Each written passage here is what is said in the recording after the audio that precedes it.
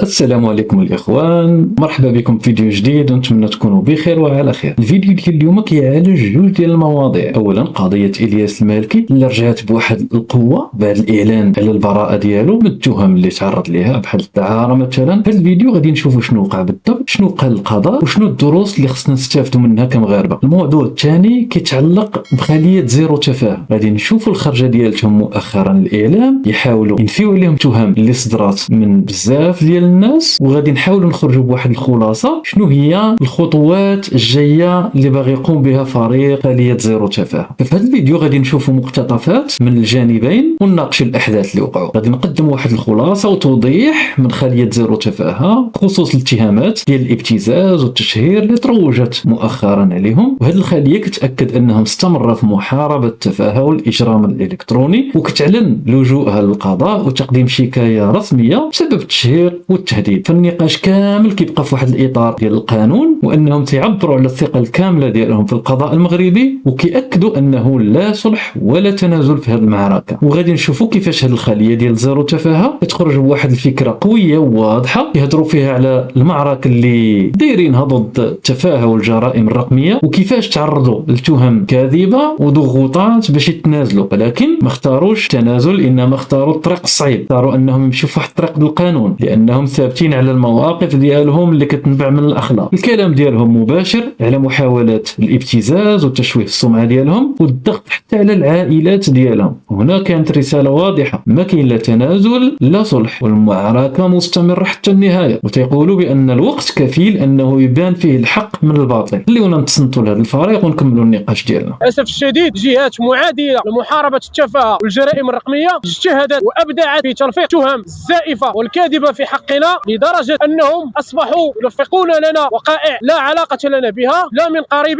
ولا من بعيد. قيل لا في حقنا اننا نمارس الابتزاز واننا طلبنا 80 مليون من اجل التنازل، ولكن ولله الحمد الحقيقه تعلى ولا يعلى عليها. بانت الحقيقه واحد الوضوح تام ان كل هذه الممارسات لا علاقه لنا بها لا من بعيد ولا من قريب. قولوا لهم من هذا المنبر لن تنعموا بالتنازل، لن تنعموا بالمصالحه، لن تنعموا بالرجوع، لن نرجع الى الخلف ابدا. نستمر في معركتنا هذه. واولئك المشوشين الذين يدعون انهم يحملون شعارات رنانه وجوفاء هم المناصرين الاولين للتفاهه. ماذا ستنتظرون من شخص يقول في حق امه انها عاهره، انها كانت هنا كيقصد تحفه شو عاهره؟ بالله عليكم امه لم تنجو من القذف والسب والاهانه، فكيف يمكن له ان يدافع عن شرف المغاربه؟ فصراحه انا كنفضل ان الانسان يبقى بعيد على الوالدين وعلى الامهات. فمن الافضل ان المعركه تبقى كيف تنقولوا تحت 4 أعين، ما ننتقلوش الوالدين والامهات. صراحه من الافضل يبقى خط احمر. فهنايا كنشوفوا الخليه ديال زيرو تفاهه فيها الشخص اللي كان متحدث هو الاستاذ شتاتو، والشخص اللي باليسار ديالو هو الاستاذ الصوفي، والشخص اللي باليمين ديالو هو الدرك المتقاعد الطاهر سعدون. المتدخل هنايا كيقول باللي هما فرحانين بهذه المعركه اللي داروها، حيت كانت معركه صعيبه انما شريفه. الهدف ديالها هو انصاف الضحايا ومحاربه التفاهه والجرائم الرقميه. هو كيأكد باللي تعرضوا لواحد الهجوم كبير وتلفقات لهم تهم كاذبه، الابتزاز وطلب الفلوس، انما الحقيقه بانت في القضاء وما تبت ضدهم حتى شي حاجه من داك الشيء اللي بغاو يلفقوا لهم. يقول كذلك باللي داروا عليهم واحد الضغط باش يتنازلوا ويتصالحوا، حتى مشاو بعيد وحاولوا يوصلوا للعائلات والناس اللي معاهم، ولكن ما كان لا تنازل لا رجوع للور. المعركه مستمره وغادي تبقى بالقانون وبالاخلاق والاحترام. دكتور شتاتو شدد على ان اللي كيدافعوا على التفاهه ما عندهمش الحق يهضروا على الشرف والقيم، وحيت اللي ما حافظش على الاحترام حتى مع اقرب الناس ليه ما يقدرش يدافع على شرف المجتمع. وهنا كيف ما قلت لكم تعني بهذا الكلام تحفه. وكيأكد باللي المغرب عنده دوله ومؤسسات وقضاء وما يمكنش نسبوا ولا نقصروا فيهم بالكلام الخايب. وفي الاخير كيقول باللي الهدف ديالهم هو تنقيه الفضاء الرقمي بحمايه الاطفال والعائلات، وغادي يبقاو ثابتين حتى الاخر. والوقت هو اللي غادي يبين شكون على حق وشكون غير كيكذب. فخلينا دابا نمشيو نتصنتوا التصريح ديال الاستاذ الصوفي ونكملوا النقاش ديالنا. لنرد على كل المسترزقين وكل الوسطاء وكل تجار العالم الرقمي، لنقول لهم بالصوت العالي على اننا حضرنا اليوم وتقدمنا بشكايه امام السيد وكيل الملك بالمحكمه الابتدائيه بالجديده الاستاذ المسعودي. هذا الرجل الذي لا يظلم عنده احد، هذا الرجل الذي يتفاعل بقوه مع خليه زيرو تفاهه، وبالتالي تقدمنا امامه بشكايه ضد المسمات والده المسمى الياس المالكي، خال الياس المالكي، اخ او شقيق المسمى الياس المالكي الذي يقبع في السجن. تقدمنا بشكايه التحقيقية حول ماذا؟ حول إنجاز وإعداد وبث وتوزيع ونشر فيديو يتضمن حوار مع شخص معين لا علاقة لنا به ولا تهمنا هويته، فيه كلام قيل على أنه ابتزاز، وهذا أمر لا يهمنا، ولكن الذي يهمنا أن الفيديو تم نشره وتوزيع بثه ونشره وتوزيعه على نطاق واسع، وتم اتهامنا بالباطل لا للتنازل لا للمساومة لا للصلح لا للابتزاز. وبالتالي فقد تقدمنا اليوم بشكاية ضد حول وقائع التشهير، نشر الدعايات الكاذبة والسب والقذف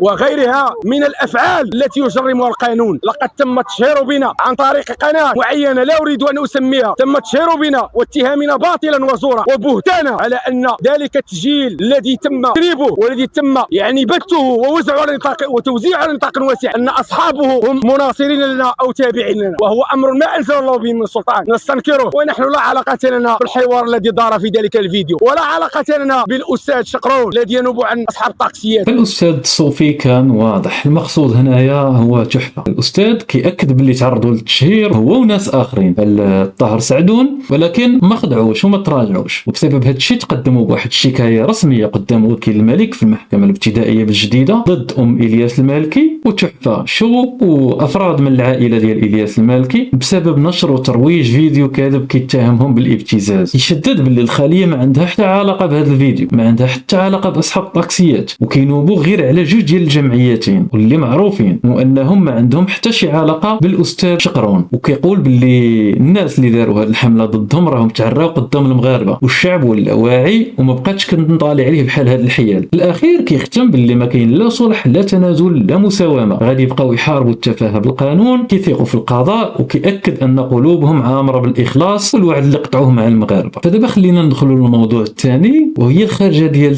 إلياس بواحد التدوينة في الانستغرام اللي عبر فيها على الارتياح الكبير ديالو بعد ما تبرأ رسميا من تهم كثيرة، بحال مثلا الدعارة اللي كانت لاحقاه، وبدا كلامه بواحد الآية قرآنية: وقل جاء الحق وزهق الباطل إن الباطل كان زهوقا. صدق الله العظيم. نشوفوا هاد ستوري ديال إلياس ونكملوا النقاش ديالنا. هو كيشكر القضاء المغربي اللي ثبت أن العدل ماشي غير شعار ولكن راه هو حقيقة، وبأن الأحكام كانت نزيهة. فإلياس قال أن الحكم ديال المحكمة الابتدائية في الجديدة رجعوا الطمأنينة والهدوء بعد واحد الفترة صعيبة دازت عليه بسبب الشائعات والحملات الإلكترونية، وأكد كذلك أن التهم ما كانتش مبنية حتى على دليل قانوني، والملف كان كامل غير حملة إلكترونية، والمحكمة قالت الكلمة ديالها بوضوح والبراءة من هاد التهم. وزاد قال واحد الجملة اللي عندها القوة ديالها، قال بأن البعض حاول يصيغ القصة ديالو بواحد العنوان مثلا فضيحة، ولكن القضاء عود الكتابة ديالها بعنوان البراءة بوثيقة رسمية، وهذه الوثيقة الرسمية هي اللي كتفرق بين الهضرة ديال الفيسبوك والهضرة ديال المحكمة. فالمحكمة كذلك رفضت جميع المطالب المدنية اللي ما عندها حتى أساس قانوني، وقررت اعتماد عقوبة بديلة بدل السجن، وهي 900 ساعة ديال الخدمة منفعية اجتماعية وغرامة ديال 500 درهم على كل يوم حبس. وفي الأخير إلياس ختم كلامه بواحد الجملة مؤثرة: أخرجوا اليوم من ضيق الاتهام إلى رحاب الحقيقة، اتهموه فأنصفه القضاء. ولكن السؤال دابا، واش فعلا القصة سالت هنا ولا مازال عندها أبعاد أخرى؟ وهنا غادي نمشيو للتحليل. فقبل ما نمشيو للتحليل خلينا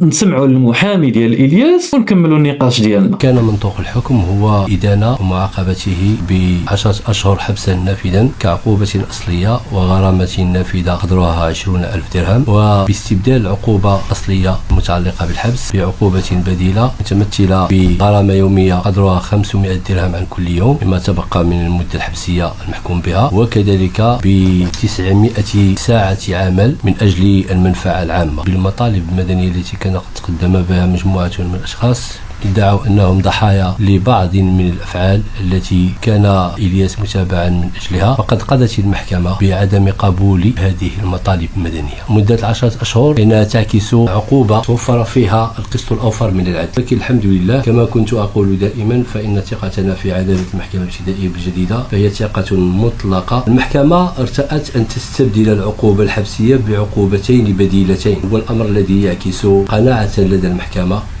بأن الأفعال التي ارتكبها إلياس لا تشكل خطورة كبيرة على المجتمع. فمن بعد ما سمعنا جميع الكلمة ديال المحامي ديال إلياس المالكي، غادي نخلي لكم هنايا الرسائل ديال إلياس المالكي. الرسالة الأولى هي غادي تشوفوها هي هنا، من بعد واحد شوية غادي نطلع لكم الرسالة الثانية. ودابا خليونا نهضروا بالعقل وبالهدوء، بلا تعصب، بلا سب وبلا تقديس لأي كان. أولا السوشيال ميديا ماشي محكمة. أكبر مشكل وقع في هذه القضية هو أن الناس حكمات قبل ما تسمع، والتيك توك وستريم ولا محكمة، وكل واحد ولا قاضي محامي وجلاد. في المغرب وعموما في الدنيا كاملة القاعدة القانونية واضحة، المتهم بريء حتى تثبت إدانته، ولكن في السوشيال ميديا المتهم مدان تيرضى عليك الجمهور. هذا الشيء راه خطير، حيت اليوم إلياس وغدا أي واحد فينا. ثانيا الفرق بين الإدانة والبراءة الجزئية. الناس غادي يقولوا ولكن راه تحكم ب10 شهور. خاصنا نفهموا واحد القضية مزيان، الحكم راه كان مع الاستفادة من العقوبات البديلة، ماشي سجن نافذ، ماشي إدانة بتهمة الدعارة. يعني التهمة الكبيرة طاحت، الفضيحة طاحت، وبقات إجراءات قانونية بديلة. وهنا القضاء دار واحد التوازن، لا ظلم لا تساهل ولا تهويل. ثالث حاجة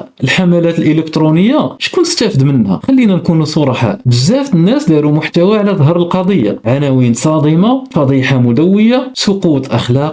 ولكن منين جات البراءة صمت. كاينين بزاف الناس حذفوا الفيديوهات اللي كانوا داروا أو لا قلبوا على هذا الموضوع بصفة نهائية. وهنا كنطرح واحد السؤال، واش الهدف كان الحقيقة أو لا المشاهدات؟ رابع حاجة إلياس المالكي. إلياس المالكي راه شخصية مستفزة، ولكن ما نكذبوش، إلياس عنده أسلوب مستفز، كيهضر بزاف وكيجر معاه المشاكل. ولكن الاستفزاز راه ماشي جريمة، والكلام ماشي دليل، والكره ماشي حجة. وشخصيا كنقول اللي ما كيحبوش إلياس من حقهم، ولكن اللي فرح اتهام ما ثابتش هنايا خصنا نديروا واحد الوقفة. خامس حاجة القضاء المغربي قال واحد الرسالة قوية، نخليكم بعدا مع الرسالة الثانية ديال إلياس ممكن تقراوها. فهذا الحكم فيه رسالة واضحة، القضاء ما كيتأثرش بالترند، لا ضغط الفيسبوك ولا ضغط ستريمينغ، والرسالة راه كانت واضحة للمغاربة كاملين. راه ماشي كل ما كيتقال في السوشيال ميديا صحيح، وهذا مكسب لينا كاملين ماشي غير الإلياس. في الأخير اخوتي خصنا نخرجوا من هذه القضية بشي دروس، فما خصناش نحكموا قبل ما نسمعوا. ما تفرحش في مصيبة ديال شي واحد، واليوم راه إلياس المالكي وغدا ممكن نكونوا حنا. إلياس قال اتهموني فأنصفني القضاء، وهذه الجملة خص يوقفوا عندها بزاف ديال الناس. دابا الكرة في ملعب المتابعين، صناع المحتوى، وفين غاديه بينا هاد السوشيال ميديا. انا ما كنقدس حتى شي واحد وما كنشيطن حتى شي واحد، كنوقف غير مع العدل والعقل. الا بغيتوا تشاركونا في التعليقات قولوا لنا كيفاش كتشوفوا الحكم، واش كان منصف ولا مازال عندك شي تساؤلات اخرى خليها لينا في التعاليق. ما تنساوش عافاكم